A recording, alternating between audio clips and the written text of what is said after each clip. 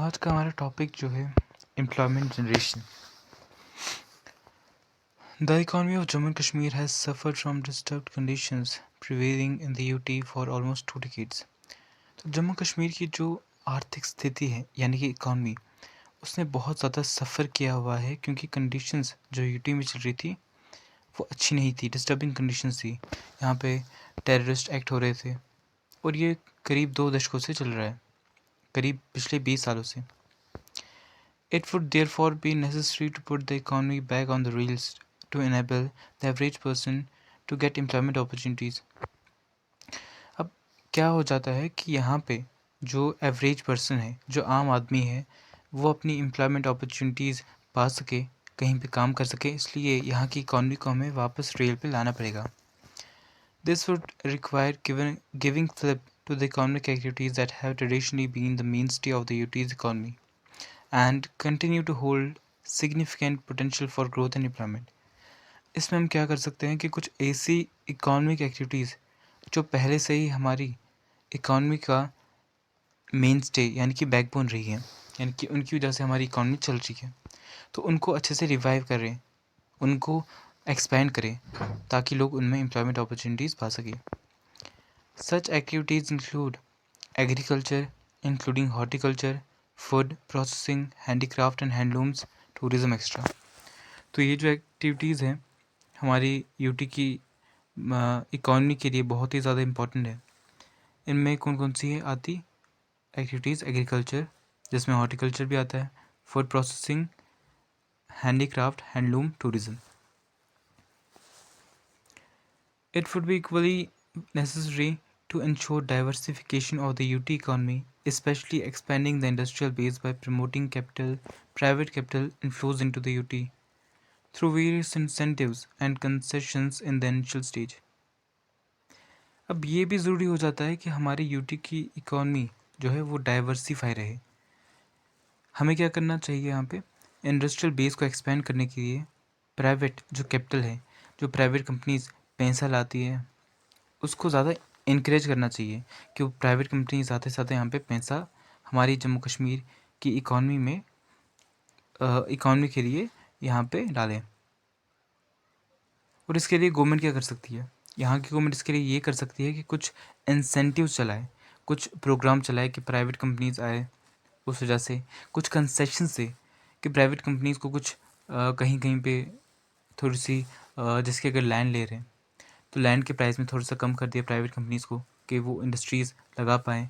अगर transportation services वहाँ पे, तो उसमें कुछ वहाँ पे उनको कम कर दें, जिससे उनका भी मन करे कि हाँ हमें यहाँ पे जाना है, क्योंकि यहाँ पे हमें कम रेट पे या फिर कम प्राइस पे हमें यहाँ पे अच्छे से हम इंडस्ट्री सेटअप कर सकते हैं। The special industrial package announced for Jammu and Kashmir has been a step in the right direction. अब इसके लिए एक स्टेप लिया गया है जिसका नाम है स्पेशल इंडस्ट्रियल पैकेज। तो इंडस्ट्रीज़ के लिए कुछ इसमें अमाउंट दिया जाता है और इसी का नाम रखा है special industrial package for Jammu and Kashmir. The government is taking all possible steps and is making all possible efforts in providing gainful employment to the youth of the UT. But it may not be possible for the government to provide government jobs to all. देखो भाई, यहाँ पे government पूरा जो भी effort है अपना वो लगा रही है ताकि यहाँ की यूथ को जॉब्स मिल सकें, लेकिन ये भी पॉसिबल नहीं है कि सब लोगों को आप गवर्नमेंट जॉब दे पाओ। ये भी पॉसिबल नहीं है। अगर एक जगह की पॉपुलेशन 1 लाख है तो ये आप नहीं कर सकते हो कि हर एक पर्सन को आप वहाँ पे गवर्नमेंट जॉब दे दो। सबके लिए गवर्नमेंट जॉब्स वहाँ पे अवेलेबल नहीं होती है। Under these circumstances possibilities have to be explored for absorbing the youth by way of creating work opportunities in the private sector as well. तो इसके लिए क्या करना है? हमें एक्सप्लोर करना है प्राइवेट सेक्टर को कि वहाँ पे कोई यूथ के लिए अपॉर्चुनिटीज़ निकल सकें, वहाँ पे उनको एम्प्लॉयमेंट मिल सके। In this direction the following sectors of economy have been identified for generation of gainful employment opportunities in the UT on sustainable basis. तो इसके लिए कुछ इन सेक्टर्स को जो यहाँ पे नीचे इनका नाम दिया हुआ है, इनको आइडेंटिफाई किया हुआ है कि यहाँ पे हमें एम्प्लॉयमेंट अपॉर्चुनिटीज़ मिल सकती हैं। Agriculture including horticulture, floriculture, food processing. तो एग्रीकल्चर हमारी मेन इस एक्टिविटी भी है जम्मू कश्मीर यूटी की। इसके अलावा यहाँ पे हॉर्टिकल्चर की भी बात हो रही है। हॉर्टिकल्चर मतलब फ्रूट्स को ग्रो करना, फ्लोरिकल्चर जहाँ पे फ्लावर को ग्लो कल्टीवेशन करते हैं, और फूड प्रोसेसिंग। इसमें वो वाली इंडस्ट्रीज आ जाती है जहाँ पे क्या होता है कि खाने के रिलेटेड आइटम्स बनते हैं। एनिमल हस्बेंड्री, अब इसमें जानवरों का देखभाल रखना, उसके रिलेटेड चीज़ें होती है। हैंडलूम, हैंडीक्राफ्ट, इसमें क्या हो गया कि जो हाथ से बने हुए कपड़े होते हैं, हाथ से बने हुए डेकोरेटिव आइटम्स होते हैं, वो इस इंडस्ट्री में बनते हैं। Industries including small scale industries and rural industries. अब कुछ इंडस्ट्रीज़ जैसी होती है बहुत ही छोटे स्केल पे होती है, उनका कोई आप ये नहीं बोल सकते हो कि बहुत बड़ी फैक्ट्री लगा दी, वैसे नहीं, बहुत छोटे स्केल पे वो या तो रूरल इंडस्ट्रीज़ हो सकती है, कोई छोटी छोटी सी बिल्डिंग, छोटा सा मकान ले लिया, वहाँ पे कर रहे होंगे वो काम, या तो कोई कॉटन इंडस्ट्रीज़ आ गई, बहुत छोटी स्केल पे होती इंडस्ट्रीज़ है। एजुकेशन एंड हेल्थ, ये भी एक बहुत लार्ज सेक्टर है जिसमें एम्प्लॉयमेंट अपॉर्चुनिटीज़ निकलती हैं। हेल्थ सेक्टर में देख लो कितने सारे लोग आजकल अलग अलग कोर्सेज़ कर रहे हैं। एजुकेशन में जो लोग पढ़े लिखे हैं वो यहाँ पे जब तक उनकी जॉब नहीं लग जाती तब तक वो यहाँ पे अपना गुजारा करते हैं। Large infrastructure project, road and Railways, अब बड़े बड़े जो प्रोजेक्ट्स आ रहे हैं, रोड के प्रोजेक्ट आ गए, वहाँ पे भी लोगों को काम मिलेगा। उसमें टनल बनते हैं तो वहाँ पे लोगों को एम्प्लॉयमेंट मिल जाता है। रेलवेज़, उसके लिए एम्प्लॉयमेंट मिलता है लोगों को। Information technology and telecommunication, IT sector, इसमें आज लोग बहुत ज़्यादा, जैसे जैसे आगे टाइम बढ़ता जा रहा है, इसमें अब यूथ जो है स्किल सीख रही है, वो इन चीज़ों में इन्वॉल्व हो रही है, टेलीकम्युनिकेशन में। कंस्ट्रक्शन सेक्टर भी है, tourism and travels. Whereas tourism, both domestic as well as international, may provide possibilities for employment generation in the hotels, catering, and entertainment and travel sector, as well as a market for handlooms and handicraft. There are equal chances of gainful self-employment in the other above defined sector as well. अब जो tourism है ना, tourism से क्या होता है, बाकी इसके रिलेटेड जो भी सेक्टर्स आते हैं, चाहे वो होटल हो, कैटरिंग हो, इंटरटेनमेंट हो, इनमें भी जॉब्स निकलती है। और जब लोग दूसरी जगह ट्रैवल करने जाते हैं एज अ टूरिस्ट, तो वहाँ की जो लोकल चीज़ें होते हैं, वहाँ के कपड़े, वहाँ के डेकोरेटिव आइटम्स, वो खरीदते हैं। तो हैंडलूम, हैंडीक्राफ्ट इंडस्ट्री, इसको भी फ़ायदा हो रहा है। और बाकी सारी जो एम्प्लॉयमेंट जनरेशन के सेक्टर्स यहाँ पे हमने बताए हैं, agriculture, hand animal husbandry, handloom industry, education, इन सब में भी इक्वल चांसेस होते हैं, अपॉर्चुनिटीज़ होती हैं। Potential and scope for employment generation in the UT. अब यूटी में कितना पोटेंशियल है, कितना स्कोप है एम्प्लॉयमेंट जनरेशन का, कितना हम यहाँ पे लोगों को एम्प्लॉयमेंट दे सकते हैं। While preparing any plan for sustainable employment generation, it has to be kept in view that the prospects of any large scale expansion in the public sector jobs are not very bright. अब यहाँ पे बता रहे हैं कि आप कोई plan बनाओ कि हमें यूथ को एम्प्लॉयमेंट बना देना है, तो उसके लिए कोई प्लान बनाओ। उससे पहले ये आप इस चीज़ को ध्यान में रखो कि पब्लिक सेक्टर जो जॉब्स होती हैं, जिन्हें हम गवर्नमेंट जॉब्स बोलते हैं, उसमें लार्ज स्केल एक्सपेंशन उतना ब्राइट स्कोप नहीं है इस चीज़ का, कि मतलब आप ज़्यादा यूथ को गवर्नमेंट जॉब्स नहीं दे पाओगे।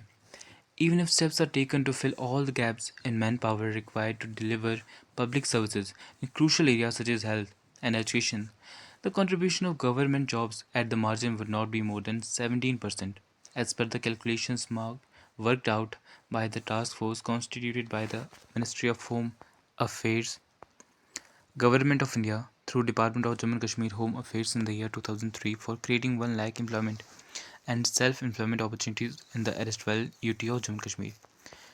तो एक डेटा निकला था जो कि एक टास्क फोर्स जो बनाई गई थी मिनिस्ट्री ऑफ होम अफेयर्स के द्वारा, और ये जो मिनिस्ट्री है वो गवर्नमेंट ऑफ इंडिया के अंडर आती है। और इन्होंने जो होम मिनिस्ट्री थी सेंटर की, उन्होंने हमारे जम्मू कश्मीर में जो डिपार्टमेंट है होम अफेयर्स का, उसके साथ टाइप करके एक टास्क फोर्स बनाई थी और उनको बताया कि आप क्या करो, 1 लाख एम्प्लॉयमेंट अपॉर्चुनिटीज़ क्रिएट करो और सेल्फ एम्प्लॉयमेंट अपॉर्चुनिटीज़ इनको क्रिएट करना है आपको जम्मू कश्मीर यूटी में। तो उस टाइम पे उन्होंने जो टास्क फोर्स क्रिएट की थी, उस टास्क फोर्स ने ये डेटा बताया कि अगर हम पूरी जो भी गवर्नमेंट जॉब्स हैं उनको फिल कर दें, पोजीशंस को सबको गवर्नमेंट जॉब्स देने लगे, ठीक है, मतलब जितने भी हमारे पास गवर्नमेंट जॉब्स हैं वो लोगों को देने लगे, और चाहे हम पूरा ट्राई करें कि हाँ हर जगह हम लोगों को दे पाएँ जॉब्स, जितनी हमारे हमसे पॉसिबल हो, जिसके अगर रूरल एरियाज़ हैं, बैकवर्ड एरियाज़ है, वहाँ पे हेल्थ फैसिलिटीज़ प्रोवाइड करने के लिए लोगों को जॉब दे दो, एजुकेशन डिपार्टमेंट वहाँ पे लोगों को जॉब दे दो, तब भी जो मार्जिन होगा ना जॉब्स का वो होगा 17%, यानी कि 17% यूथ को ही आप जॉब्स दे पाओगे. Taken together with the jobs in other formal establishment, the share of regular salary jobs in the employment generation program is not expected to be substantial. अगर आप बाकी फॉर्मल एस्टेब्लिशमेंट देख लोगे, जो भी बिजनेसेस हैं, बाकी चीज़ें जहाँ पे रेगुलर सैलरी मिलती है लोगों को, तब भी ये जो परसेंटेज है वो सब्सटेंशियल नहीं है, यानी कि उतना संतोषजनक तो नहीं है. उतनी ज़्यादा जो यूथ का परसेंटेज है उनको रेगुलर सैलरी जॉब नहीं मिल पा रही है. Therefore, other avenues would have to be explored for providing sustainable employment to the people of the erstwhile UT, particularly through the following two routes. अब हमें क्या करना पड़ेगा, कुछ रास्ते ढूंढने पड़ेंगे जिससे हम यहाँ की यूथ को जॉब्स दे सकें. उसके लिए यहाँ पे इन्होंने दो तरीके बताया. Accelerating the rate of economic growth of UT. एक चीज़ आप ये कर सकते हो कि यूटी हमारी जम्मू कश्मीर, उसको उसका जो इकोनॉमिक ग्रोथ है उसको एक्सेलरेट कर दो, यानी कि बढ़ा दो. More effective implementation of employment oriented schemes and program. अब जो गवर्नमेंट एम्प्लॉयमेंट के रिलेटेड स्कीम्स बनाती है, प्रोग्राम बनाती है, उसको इफेक्टिवली इम्प्लीमेंट करो, अच्छे से लागू करो कि सबको, जो भी यूथ है उनको उस चीज़ का बेनिफिट मिल पाए. Extending support to entrepreneurs to set up small and medium enterprises for self-employment would appear to be the most effective and durable ways of doing this. A large number of workers in Jammu and Kashmir have traditionally been self-employed in activities such as handloom, handicraft, tourism, horticulture, food processing, etc. अब यहाँ पे ये बता रहे हैं कि कुछ जो एंटरप्रेन्योर्स होते हैं, यानी कि बिजनेसमैन, जो अपना बिजनेस सेटअप करना चाहते हैं, अभी इन्होंने किया नहीं है, करना चाहते हैं, चाहे वो स्मॉल स्केल पे हो, मीडियम स्केल पे हो, तो उनको गवर्नमेंट सपोर्ट प्रोवाइड करनी चाहिए. इससे क्या होगा कि जब वो बिज़नेस सेटअप कर पाएंगे तो जो बाकी लोग उनके वहाँ पे काम करेंगे उनको भी एक तरह से एम्प्लॉयमेंट अपॉर्चुनिटी मिल पाएगी. अब जम्मू कश्मीर की बात की जाए ना, यहाँ पे जो लोग हैं वो ज़्यादातर प्राइवेट वर्क कर रहे हैं और उनकी कुछ एक्टिविटीज़ यहाँ पे बताई हुई है. Handloom, handicraft, tourism, horticulture, food processing. तो इन सब चीज़ों में बहुत सारे यहाँ के जो वर्कर्स हैं ना इन्वॉल्व हैं, और वो क्या है इसमें सेल्फ एम्प्लॉयड, कि खुद ब खुद इसमें काम कर रहे हैं, खुद जो भी प्रोडक्ट वो बना रहे हैं उसको सेल कर रहे हैं और खुद अर्निंग कर रहे हैं. The disturbed conditions prevailing in the UT have affected them adversely to varying degree. अब कंडीशंस जो यूटी में चल रही है इसकी वजह से उनकी लाइफ पे, उनके जॉब्स पे इम्पैक्ट पड़ा है. While some of the workers have suffered loss of employment, majority are working at very low levels of income and productivity. बहुत सारे लोगों की यहाँ पे जॉब्स खुल गई है इस वजह से, क्योंकि यहाँ पे जो टेरर कंडीशंस रही थी उसकी वजह से बहुत सारे लोग तो डर के मारे यहाँ से चले गए, और जो लोग यहाँ पे रहे उनको भी बाद में लो रेट्स पे चीज़ों को बेचना पड़ा ताकि लोग उनको ले पाएँ और उनका सामान जो है जल्दी जल्दी बिक जाए. Also in many of the identical areas, especially horticulture and food processing, a large potential for growth lies untapped waiting to be exploited. अब कुछ ऐसे एरियाज़ हैं जैसे कि हॉर्टिकल्चर आ गया, फूड प्रोसेसिंग आ गया, तो ये कुछ ऐसे सेक्टर्स हैं जहाँ पे ग्रोथ बहुत ज़्यादा हो सकती है, लेकिन अभी हमने उतना एक्सप्लोर नहीं किया इन चीज़ों को. डिफरेंट सेक्टर्स एंड सब sectors of the states economy would require different kinds of interventions for revival growth depending upon the nature of the activity, the impediments to growth, and the institutions that are in place to encourage or promote growth. In lines में ये बताया हुआ है कि अलग अलग जो भी सेक्टर हमारे जम्मू कश्मीर में है, तो उनको रिवाइव करने के लिए, उनको एक्सपैंड कराने के लिए हमें अलग तरीके से इंटरवेन करना पड़ेगा. पहले तो हमें ये समझना है कि वो क्या एक्टिविटीज़ परफॉर्म कर रहे हैं, फिर ये देखना है कि उनकी जो ग्रोथ है उसमें क्या क्या रुकावटें आ रही है, और उन चीज़ों को आइडेंटिफाई करके कुछ ऐसे पॉलिसीज़ बनाना, कुछ ऐसे प्रोग्राम्स बनाना जिससे हम उनको, उनकी ग्रोथ को प्रमोट कर सकें. Especially interventions through government schemes and special employment program like PMRY, REGP, SGSY and REGS and Jammu and Kashmir Self-Employment Scheme would be important for giving better employment orientation to the growth of the UT economy. अब इसके लिए कुछ schemes निकाली गई है government के द्वारा, जैसे कि यहाँ पे मेंशन्ड है PMRY. प्रधानमंत्री रोजगार योजना REGP और rural employment guarantee program SGSY, स्वरोजगार स्वर्ण ग्रामीण स्वरोजगार योजना। तो इस तरह से कुछ स्कीम्स हैं, Jammu Kashmir self employment scheme. तो ये गवर्नमेंट के द्वारा ये जो स्कीम्स बनाई गई है, ये इसलिए बनाई हुई है कि लोगों में एम्प्लॉयमेंट अपॉर्चुनिटी को बढ़ा सके। In the 11th 5-year plan 2007 to 2012 for erstwhile Jammu and Kashmir of the order of rupees 25,834 crores, among other things, is focused to boost in particular labor intensive manufacturing sectors like food processing, leather product, footwear and textile service sectors such as tourism and construction। तो हमारी country में जो 11th 5-year plan निकाला था 2007 से 2012 के बीच, उसमें जम्मू कश्मीर में जो लेबर इंटेंसिव सेक्टर हैं, जहाँ पे बहुत ज़्यादा लेबर लगता है, उसके लिए 25,834 करोड़ इतने रुपए दिए गए थे कि इस सेक्टर को बूस्टअप कर सकें। इसमें क्या एक्टिविटीज़ आएंगी? फूड प्रोसेसिंग, उसमें ज़्यादा लेबर लगता है, लेदर प्रोडक्ट वाले इंडस्ट्रीज़ में, फुटवेयर टेक्सटाइल इंडस्ट्रीज़ में, और कुछ सर्विस सेक्टर जैसे कि टूरिज़्म और construction. Construction sector would generate substantial additional employment. और कंस्ट्रक्शन सेक्टर में अगर आप देखोगे ना, इसमें वो एक तरह से कैपेसिटी है कि ये एम्प्लॉयमेंट अपॉर्चुनिटीज़ को क्रिएट कर सकता है और बहुत ज़्यादा। The task force constituted by the central government on creation of employment and self-employment opportunities during the year 2003 has identified projected employment opportunities in the following three categories to the extent of percentage as indicated against each। अब जो task force की हमने बात की कि central government में जो home ministry आती है, उसने बनाई थी 2003 में। तो उन्होंने क्या किया, एक डेटा दिया कि कितने लोग किस सेक्टर में एम्प्लॉयड हैं, सॉरी सेक्टर नहीं बोल सकता मैं, कितने लोग किस तरह से जो इनकम पा रहे हैं, उस तरह से उनका जो परसेंटेज था उनको डिवाइड किया गया। जिसकी जो सेल्फ एम्प्लॉयमेंट में लोग हैं कि वो खुद काम कर रहे हैं, किसी के वहाँ पे जॉब नहीं कर रहे हैं, खुद ही काम कर रहे हैं, अपना खुद प्रोडक्ट्स बना रहे हैं, उसको बेच रहे हैं और कमा रहे हैं। तो ऐसे जो लोग थे उनका परसेंटेज था 38.17%। लोगों को इस तरह से वो इनकम अर्न कर रहे थे।